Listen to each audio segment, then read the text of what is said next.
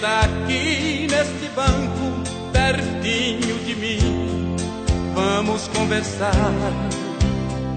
Será que você tem coragem de olhar nos meus olhos e me encarar? Agora chegou sua hora, chegou sua vez, você vai pagar.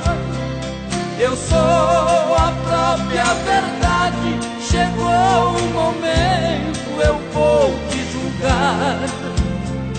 Pedi pra você não matar, nem para roubar, roubou e matou. Pedi pra você agasalhar a quem tem frio, você não agasalhou.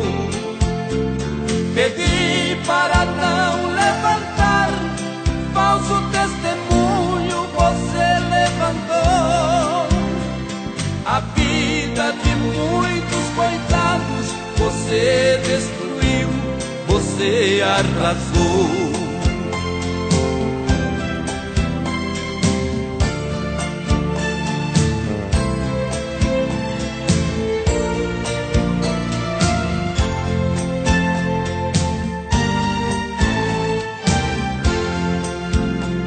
Meu pai lhe deu inteligência para salvar vidas, você não salvou.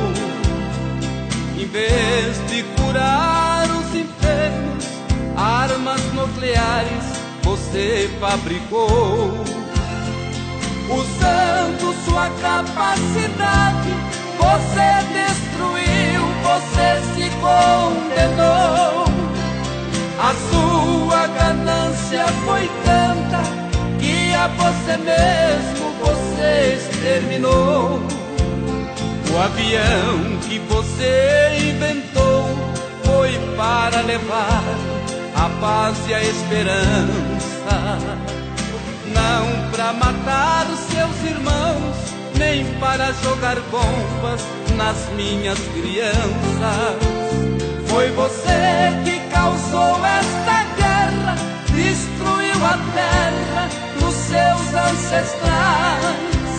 Você é chamado de homem, mas é o pior dos animais. Agora que está acabado pra sempre, vou ver se você é culpado ou inocente. Você é um monstro, covarde, profano, é um grão de areia frente ao oceano. Seu ouro falou alto, você tudo comprou, pisou nos mandamentos que a lei santa ensinou. A mim você não compra com o dinheiro seu, eu sou Jesus Cristo, o Filho de Deus.